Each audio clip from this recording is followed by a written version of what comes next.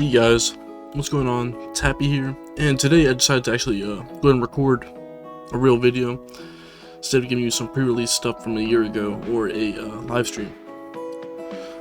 Today, you can tell by the title of the video and perhaps the thumbnail, still debating on what I want to do with that. We're going to be ranking all of the version 1.0 Zenless stories. The criteria for this, okay, is we have all the mainline stories, we have all the required special episodes, which is only like 3, and we are not counting any agent stories besides Silver Zero and B, because this her agent story does correlate, it does tie in with these next two, so yeah, that's what we're basing it off of. That's all the stories and stuff. Yeah, so let's big thumbs up, let's get in there. We are starting with our prologue, the story that started it all, Business X Strangeness X Justness, right? Well, don't ask why there's 2 of these. I don't know why they multiplied. Interesting. Anyway. Overall, this story was a really clean opening to what the world of Zenless is like as our tutorial story. We got introduced to the 3 members of the Cunning Hairs, Anby, Billy, Nicole, all of which join your character roster. There are 3 characters handed to you to help you play the game. All 3 characters still very playable in today's world. There's people solo clearing Shiyu with Billy. Nicole is arguably the best support in the game. You could say Astra, but Nicole is free. You didn't have to pull for her. I guess if you wanted her mindscapes, yeah, but if you're lucky enough, you could have just gotten M6 Nicole from, your 50 gambles the game hands you. And then Anby is still an amazing free-to-play stun option, arguably better than Kaleda. I think I'm not too much on the stun meta because I don't use a lot of stun characters. I know more about the anomalies. All 3 characters have an amazing, what's the word I'm looking for here? They just work together really well, and the personalities bounce off of each other in funny ways that make them all likable in their own unique way. None of it feels too samey, and it was overall just a really good way to get players into the game. So if I had to rank the prologue, I would put it at a solid A tier. I feel like not enough people talk about just how good the beginning of the story was. But I guess I'll be the one to do it. Next up, Cats Lost and Found. It's similar-esque to the prologue, but because it has like it also has 3 main Cunning Hair characters, but it also adds in the new character Nekomata, who does at the end join the group. But I wouldn't put it as high. I wouldn't go as high as the prologue with this one, just because Nekomata isn't as good as a character as the original 3 Cunning Hairs. There's nothing naturally wrong with her, but personality-wise, she's a bit much.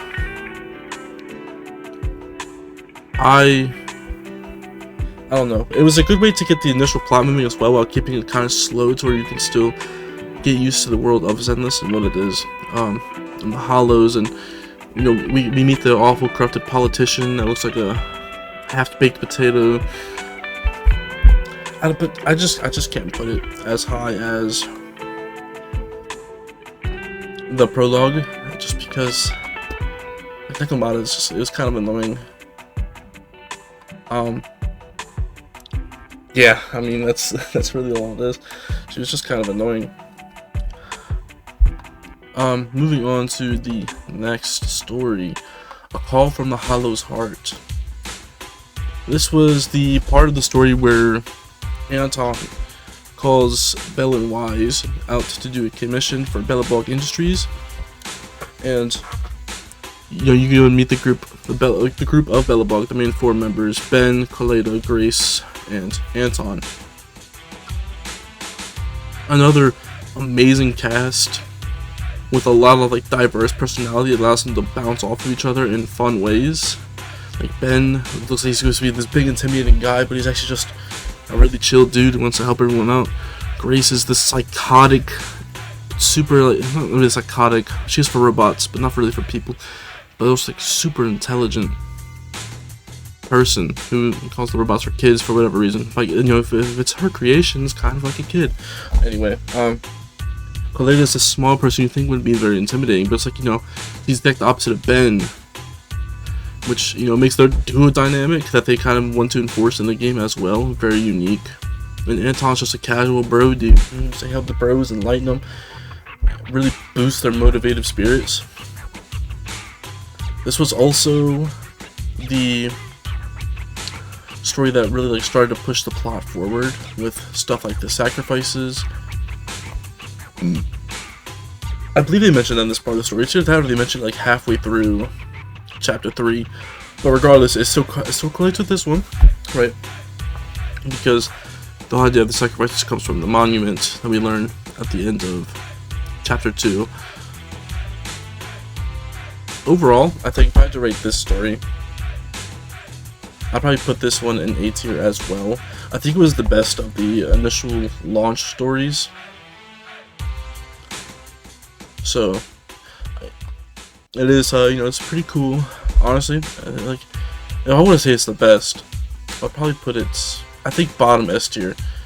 Which, no, it's really good, but I don't think I can put it that high, just because it still has its flaws, and I know a lot of people feel fairly indifferent about this, but me personally, I liked it. It was definitely my favorite of the 3. Next up, we have Mission Unthinkable. This was with Zhuyan and Qingyi. It has some amazing cutscenes, and Zhuyan and Qingyi are another like duo where their characteristics bounce off of each other really well. Zhuyan being like a worrywart, kind of strict, but also like she's like very timid in a way. While like Qingyi's like, if anyone's ever watched like Freerun, Qingyi's very similar to Freerun. But I like the story was kind of boring. Like it wasn't peak by any means, and I guess it's maybe it's because they were working with only 2 characters, really. But like, yes, Bell and Wise were there, but they weren't, you know, like, you know what I mean if you've played the game. If you haven't, well, they just it was just words are hard today, everyone. I also felt like a lot of a like fetch quest where they were just going back and forth, but trying to do a lot of things outside of the Hollow, which I understand that's what some of the quests, you know, that's like important stuff in gacha games, to go back and talk to your teammates and all that type of stuff, but it was very repetitive, and it didn't really move the plot forward too much. It was, you know, because it's a special episode, and special episodes don't really mess with the plot all that much. They're like their own special side story. There's nothing wrong with it, but I'd probably have to put it in C tier.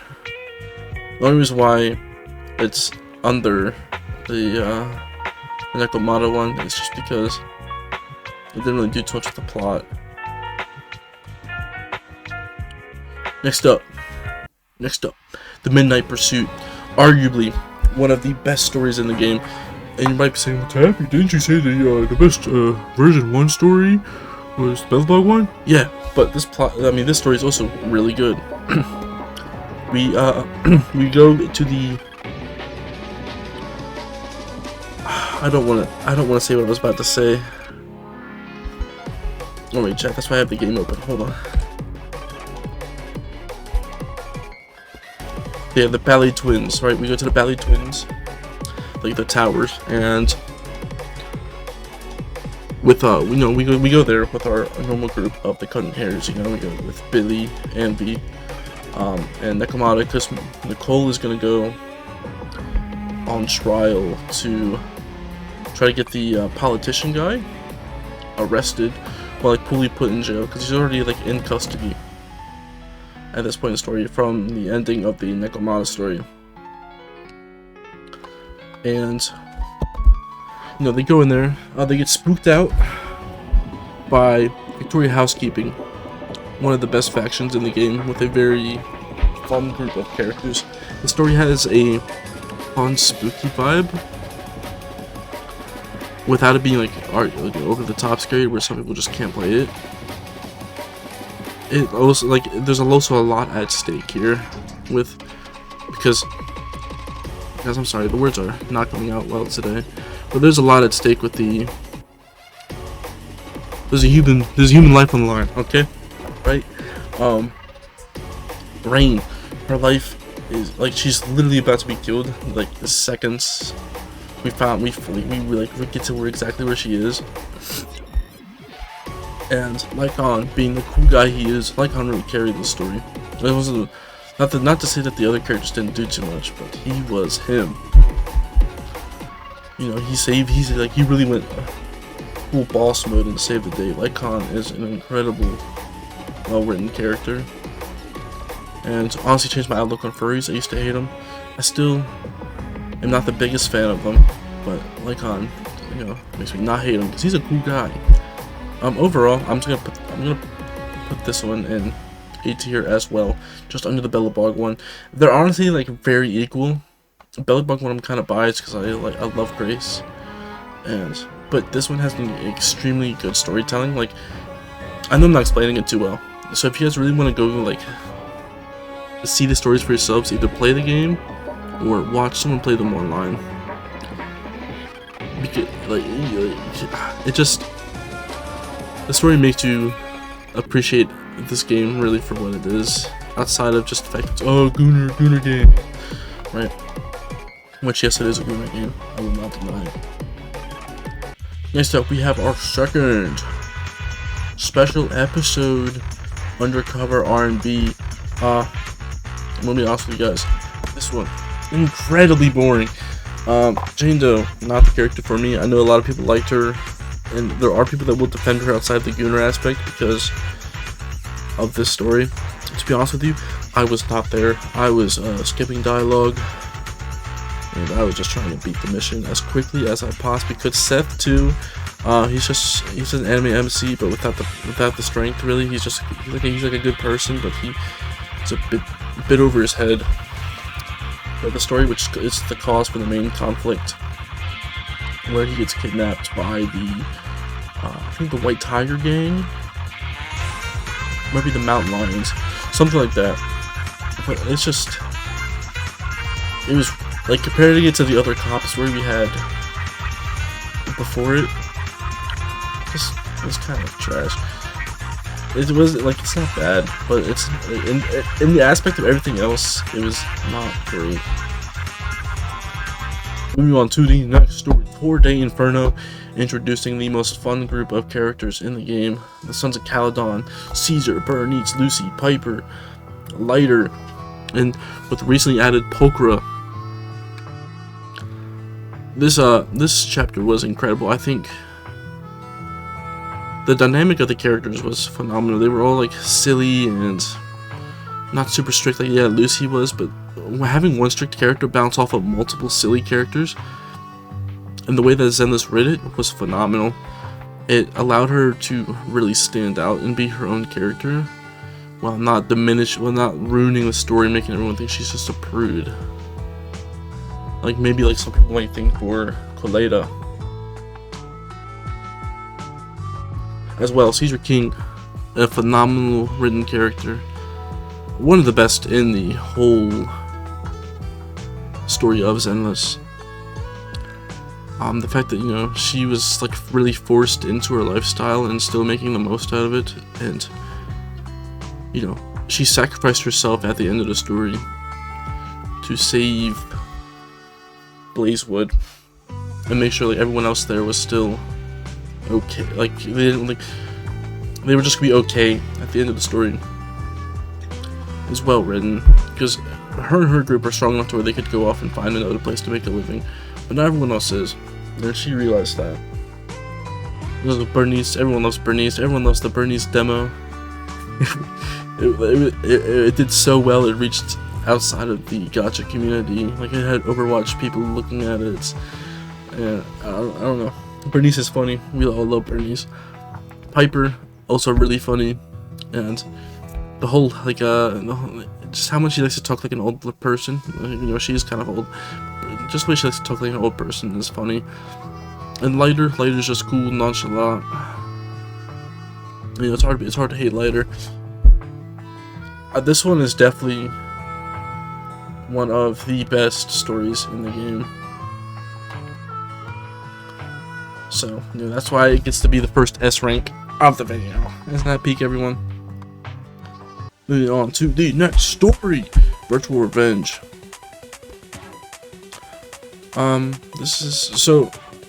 This story did a good job at introducing Section 6 and all of its 4 characters.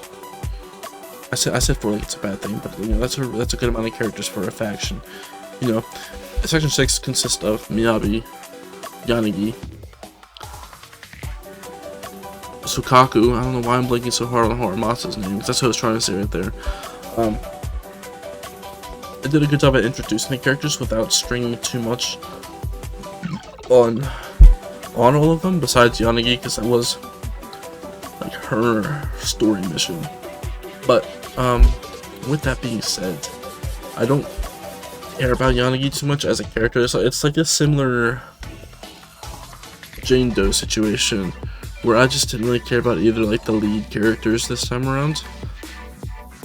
But because this story actually ties into 1.4, I want to put it in C tier instead of D. And you know, just because it actually has like plot relevance. So with that, moving on, we have a storm of falling stars. 1.4, I'm sorry, moved my mouse wheel up. The big story in Zenless. You know, and this story wrapped up all of these to one nice neat bow and gave us one of the best stories in gacha history, I think. I don't know, I'm not paying too much attention, it's kind of fucking boring. This is obviously focused on Miyabi. Horimasa's here, but it doesn't really focus on him too much. He was just added in the patch, and he later on gets his own agent story. So he's just kind of hanging out. Hi, Horimasa. But we learn about Miyabi's past. We learn about the power of her sword, right? And you know, then she unlocks this true power of her sword, and she gets like super strong, and she like kills the big bad that we've all been leading up to, which is Bringer. Bringer becomes basically, I want to say, almost like a godlike entity, I guess, in terms of ethers. What am I looking for again? It's like, it almost seems like I don't play the game, I don't pay attention, which I do. I'm just having an off day. I guess I should have recorded this yesterday when I was feeling rather intelligent. You guys know what I mean. You know, one of the monsters, he turns out almost like a godlike entity when we're summoning a white hand, which this white hand is also what they say took, but I wouldn't be surprised if they actually really mean killed Wise and Bill's teacher, which is how they have their powers in the first place. And we just get to see this badass scene at the end where they go up and confront what's left of Bringer. It's just, you know, and it's so peak. I mean, like, they give us like an end credit scene for the story, which is also really, really good. It has some of the best animation in all of Zenless. The storytelling was bearable. I actually sat through and like listened. Well, I guess read, because I had it in Japanese at that time because some of the voice actors were gone. But you know, I actually like sat through and read all of it with the characters. I think, you know, like Julian learning we were proxies was It was like her 9/11 almost. In fact, everyone really just comes together at the end to, all these characters just come together at the end to solve the issue. It's fan service as hell, but it was fucking awesome. Again, I really enjoyed the way that they tied all the stories together. So, you know, of course, it's gonna be at the top. I'm just letting everyone know right now, this is the best story in the game.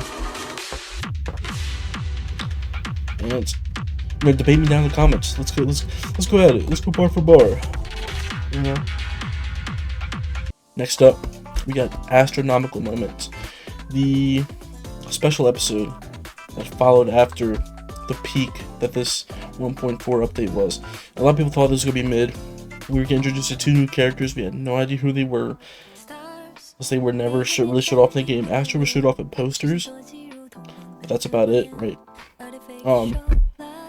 For this story, I think, I can say personally, but I think a lot of people as well, was shocking with how good it was, with just really using 4 characters. They used Wise, Belle, I guess if you want to count Fairy, you can count Fairy as well, so make it 5. And then Astra and Evelyn.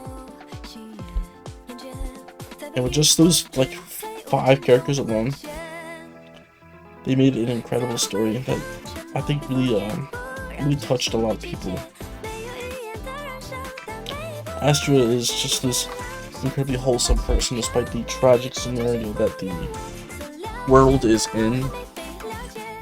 And if you've seen her Agent trailer, you know the kind of situation that she experienced as a kid and still isn't traumatized, but is instead using her life to make others' lives more bearable.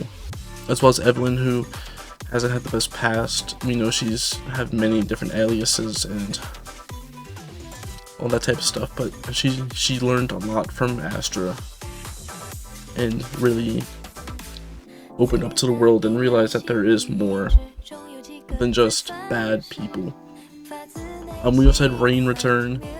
Everyone loves Rain, and it was cool to see a moment between her and Evelyn where they almost like lived in their past lives for a second. And it was kind of cool to see who they were at one point, as in comparison to who they are now, where they are now is much happier seeming. With that, again, you have to put it up here. I don't think it's better than these 2 actually. Like, it's definitely not better than 1.4. I don't think it touches 1.2 either. But in its own special way, it is incredibly well written, and I think the fact that they also tied it into the Chinese New Year event was really good. Next up, we have the one and only Agent episode on the list, Echoes of Silver. We learn about A&B, right? We get to A&B's backstory and how fucking tragic it is. How basically her and Soldier 11 as well are bred clones, war machines.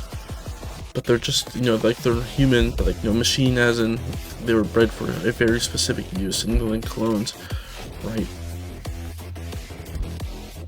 And the fact that they are, as far as they are concerned, the only 2, well actually Soldier 11 doesn't even know that A&B is alive, but as far as A&B is concerned, she's, as far as she is concerned, they are the only 2 A&Bs left over from the experiment. You also meet Trigger, another member of Obel Squad, which a lot of people want to see more of Obel Squad, and they were extremely excited to see Trigger. She didn't interest me too much. I think she's a fine character, but she wasn't like, wow, you know. And this story does, this is like one of the only Agent stories to really tie into the plot, because they talk about selling kidneys and organs. I don't know. I'd probably give it a B. It wasn't as good as I wanted it to be on release, because I was extremely hyped for it, and I think part of that is maybe just because I was overhyped. And I think another part is that as well, is that it is an Agent story. Agent stories aren't as well written as the main stories, which is fine. It's still good for what it is, and I still appreciate it. There's nothing to hate on it about. just comparing it to these heavy hitters, it just doesn't make sense to put it up there. But moving on, we're down to our last two stories. We have Bury Your Tears with the Past A and Bury Your Tears with the Past B. This one's B, this one's A. With that, when a lot of you are probably asking, Tappy, why aren't they the same story? Because technically the other stories have A and B sides. These two are big enough to get their own patch, so I'm treating them as their own separate thing. That being said, 1.6 Side A was the first story in Zenless to not really feel like it was presented as a Zenless story. I feel like there was a lot of yapping, which, yapping kind of sucks. Genshin. Look, we have a skip button. I did appreciate the dynamic between Hugo and Lycon. It was pretty funny when they, towards the end of the story, when you are going into the towers again with Ambi and Vivian, how much they're just constantly bickering, and then Ambi like makes like a big deal out of it and tells them to basically shut up. It's I did appreciate that dynamic. I think Hugo and Vivian are good characters. Yeah, I feel like they can. The problem is that Vivian only feels like she plays nice with the Proxy and Hugo, whereas she doesn't correlate well personality-wise with anyone else in the cast.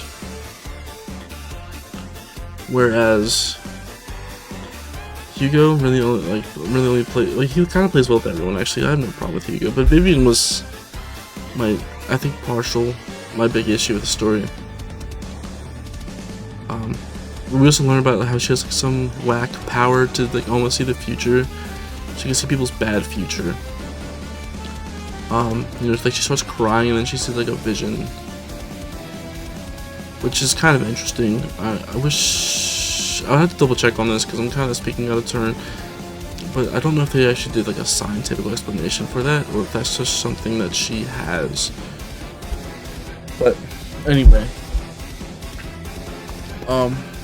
I'd probably place it. I'll place it in between Yanagi's and the first cop story. It's not bad, but it wasn't for me. Yeah. And moving on to the last story. Again, it focuses on Hugo and Vivian, but I feel like this one does a better job at a lot of things. Well, one, we learn more about both their backstories.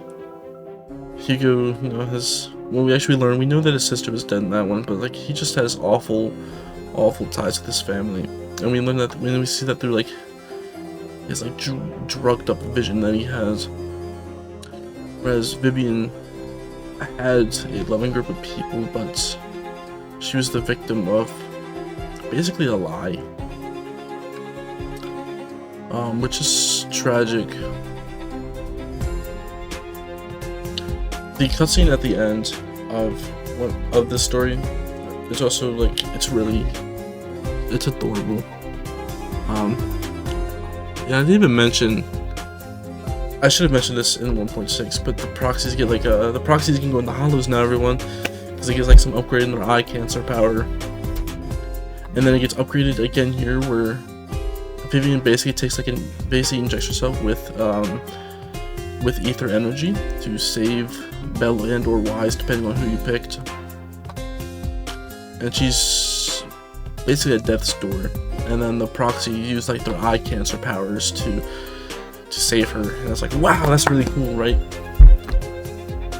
That being said, though, still wasn't my favorite. I feel like it's a good way to end off the Zenless 1.0 version. We just got introduced to Yi Zhen, the Grand Master that's going to play a big part in 2.0. If I'm gonna go and rank it, I'll probably put it at the top of B. I said the top of B. The top of B. There we go. And so yeah, this is the 1.0 ranking of all the stories. I know I could have explained a lot of this better. Don't worry, I'll do it a lot better when 2.0 comes, when the end of 2.0 comes around. You know, if you have any disagreements, please let me know in the comments. That is good for interactions. So yeah, I'm going to end it here. I think I remember also why I upload pre-recorded videos now, so I suck it on the spot recording. Yeah, thank you guys for watching, and I will see you. You know, I don't know when this ever gets uploaded. Probably be a video the next day, because I might probably upload this on Sunday. So yeah.